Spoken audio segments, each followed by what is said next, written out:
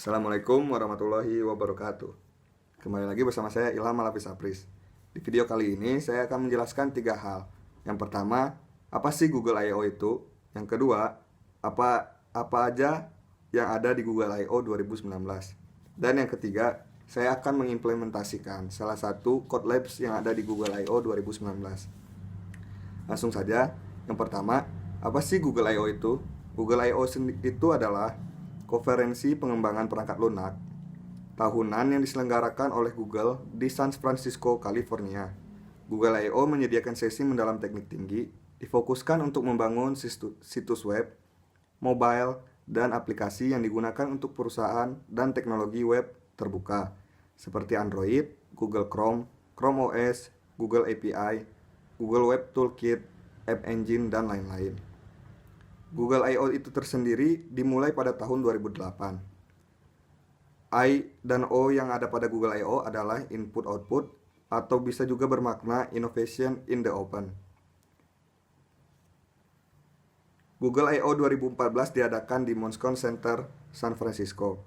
Pada pertemuan tahun 2014 ini, Google mengumumkan beberapa produk, diantaranya Android Wear, Android Auto, Android TV, Android One, Google Fit, standar desain material baru, perbaikan pada Chromebook, Gmail API, dan yang terakhir mobile slide untuk Android.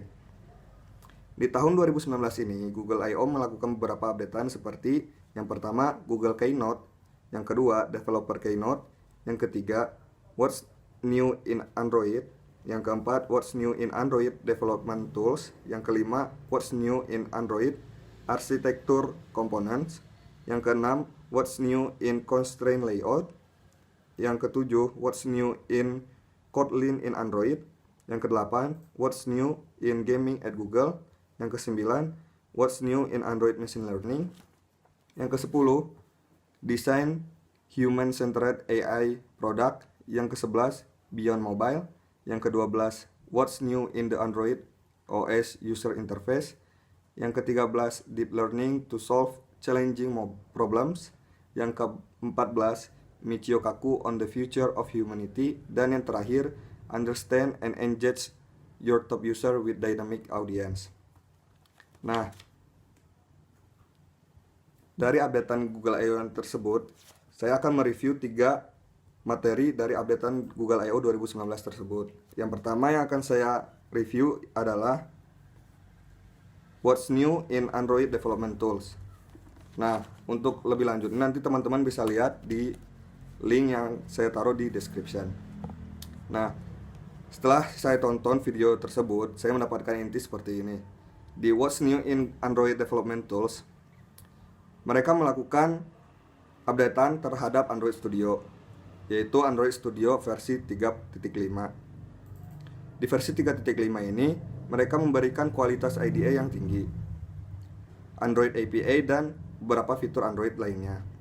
Di Android Studio 3.5 ini, tidak ada fitur terbaru, tetapi lebih menangani keluhan dari para user, seperti perbaikan masalah teratas. 3 pekerjaan yang dilakukan oleh Google I/O yaitu System Health, Feature Polish, dan Bug Backlog. Di System Health, mereka melakukan beberapa perbaikan seperti Memory Setting, Memory Usage Report, Reduce Exception, UI Freeze, Build Speed, Link Code Analysis, I/O File Access, dan yang terakhir emulator CPU usage. Dan di Feature Polish, mereka melakukan beberapa perbaikan seperti Apply Change, Gradle Sync, Layout Editor, Data Binding, App Deployment Flow, C++ Improvements, Chrome OS Support, dan IntelliJ Update. Dan yang terakhir, di Bug Backlog, mereka melakukan 3 updatean terbaru yaitu Layout Editor Improvements, Build Output Windows Fix, dan 30% Smaller Download. Nah, di System Health ini, mereka membuat UI lebih responsif dan menutup kebocoran memori.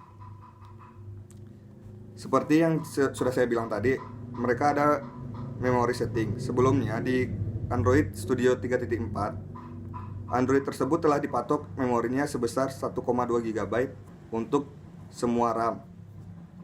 Nah, kenapa mereka mematok RAM sebanyak 1,2 GB tersebut? Karena jika lebih besar dari itu, takutnya Android Studio tidak bisa dibuka pada mesin yang low end atau mesin yang spesifikasinya kurang.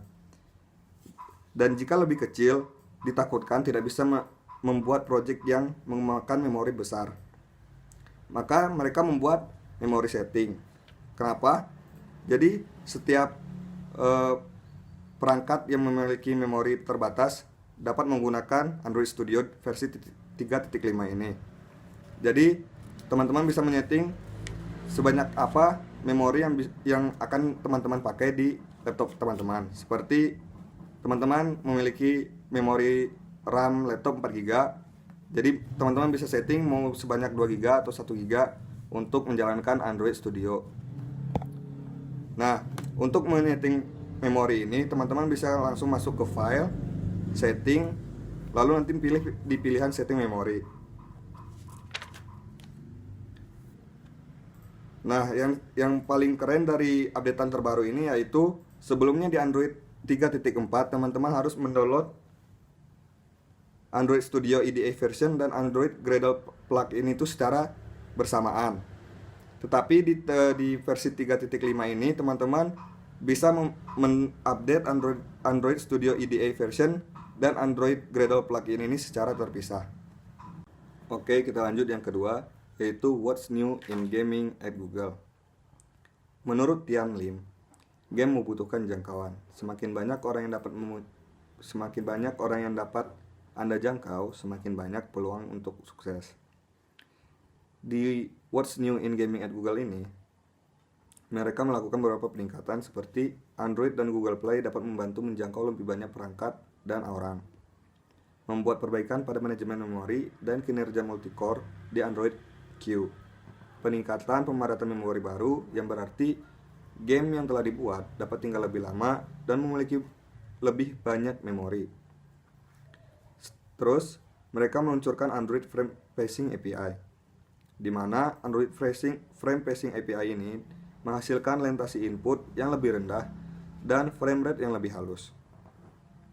Mereka juga membuat ataupun mengupdate Google Play Console dengan 3 updatean seperti Pre-Launch Report, Targeting Plus Labs, dan Android Vital.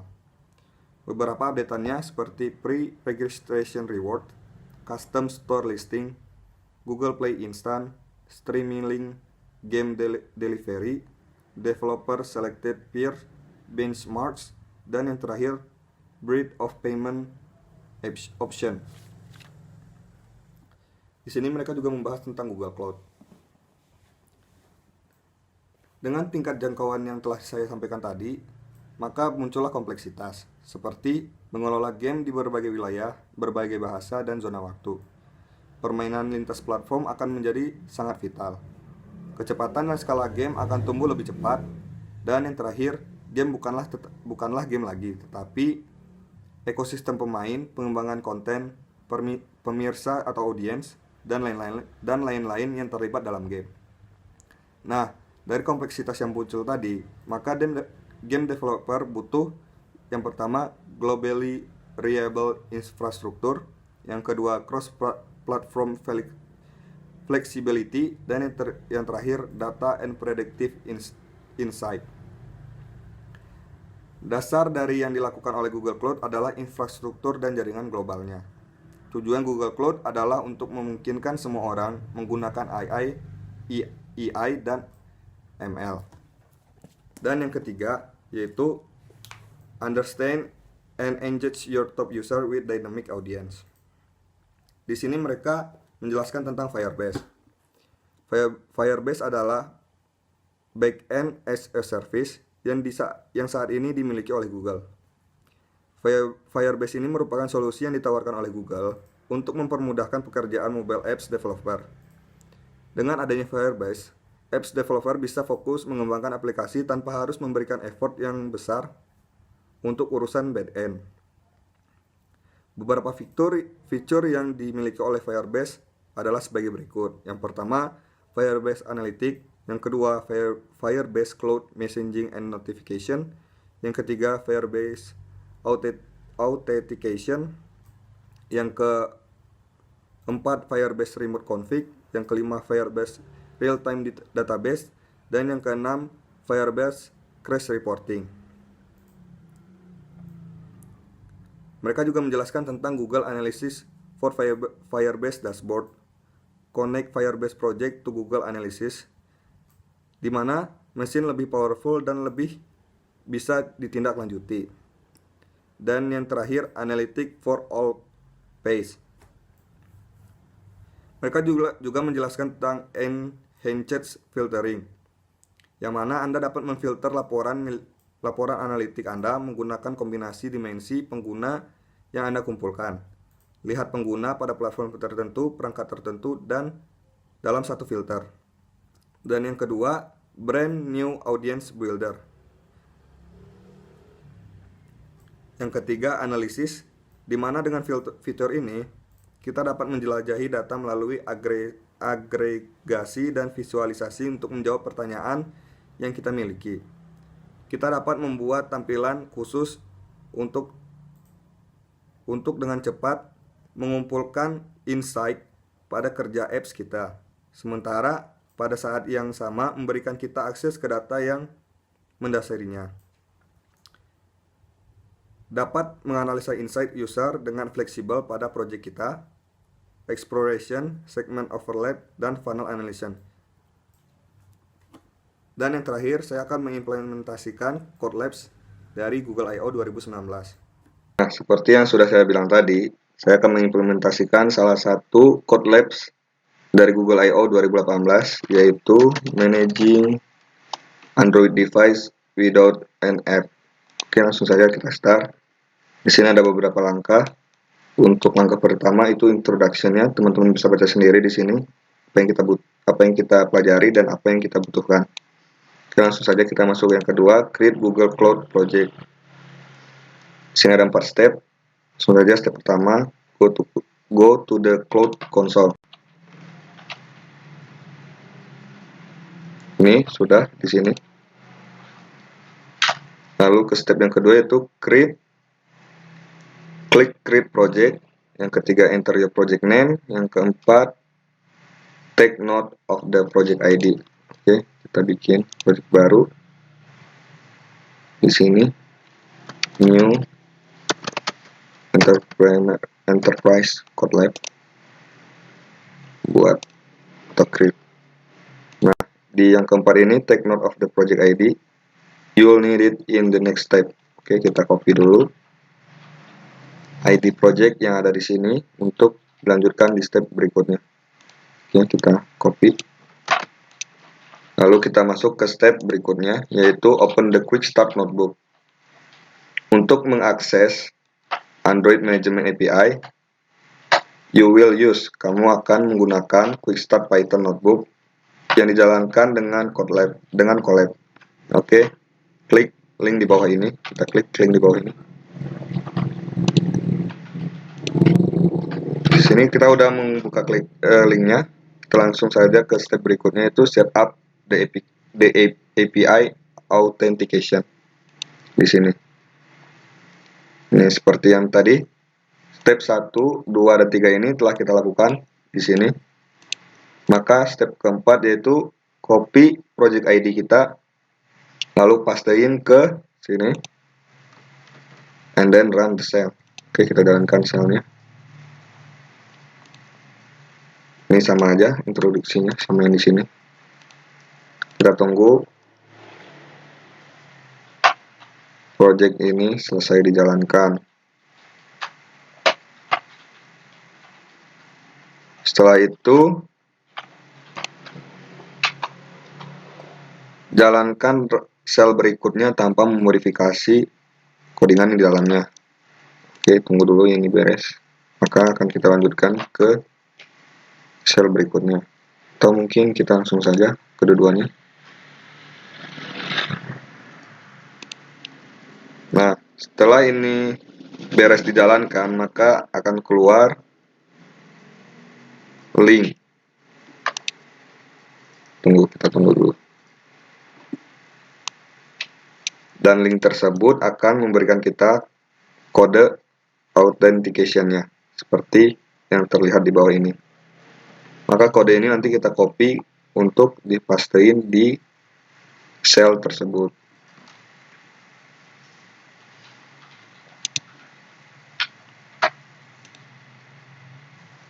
Cell is already running. Tunggu sebentar.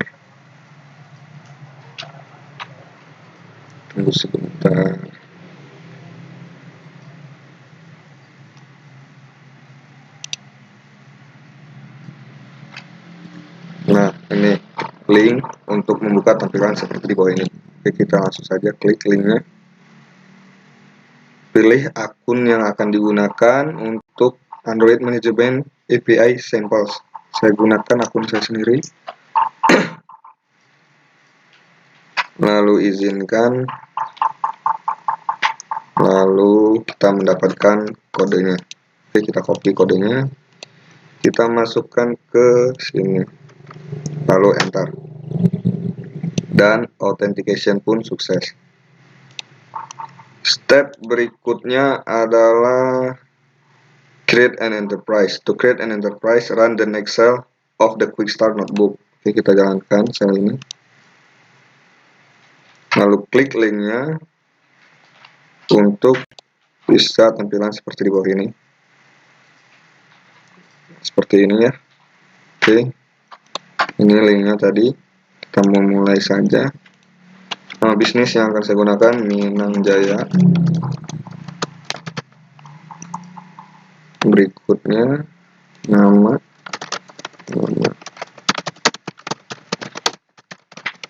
email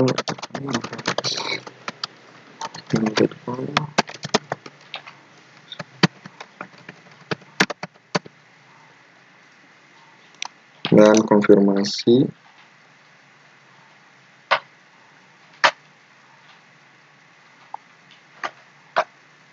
Selesaikan pendaftaran. Nah, akan keluar link seperti ini. Kita copy saja, langsung kita masukkan ke dalam sini dan enter. Nah, your enterprise name is ini. Kita ikutin stepnya. Nah, yang ini tadi kita copy ke dalam sini, kita pastein. Oke, saya copy dulu, langsung saya pastein di sini. And then di run. Oke, sudah sukses. Step berikutnya adalah create a policy. To create your first policy, run the next cell of the notebook. Oke, saya jalankan sel ini. Oke, sudah keluar tampilan seperti ini sama. Tahap selanjutnya itu provision a device. Langsung saja kita jalankan sel berikutnya. Ini sukses. Lalu run the next cell to generate the QR code. Kita jalankan ini untuk mendapatkan kode QR-nya ya. Nah, kode QR ini bisa teman-teman scan lewat HP teman-teman masing-masing, khususnya HP Android. Nah, setelah cara untuk men-scan kode QR ini ada di sini, teman-teman bisa baca sendiri. Setelah berhasil di-scan, maka teman-teman dapat mengupdate ke policy-nya. Change the policy JSON, maka kita copy saja. Lalu kita update policy-nya ini di sini. Lalu di run. Maka telah keluar, update-nya berhasil ya. Terus step berikutnya advise a policy. Sama seperti yang tadi, kita copy saja dan kita ganti di sininya. Oke, start dan sukses. Ya, segitu tutorial ataupun implementasi dari CodeLabs Managing Android Device without an apps. Teman-teman bisa cek sendiri dan bisa mengimplementasikannya sendiri di rumah. Sekian dari video saya. Terima kasih telah menonton. Wassalamualaikum warahmatullahi wabarakatuh.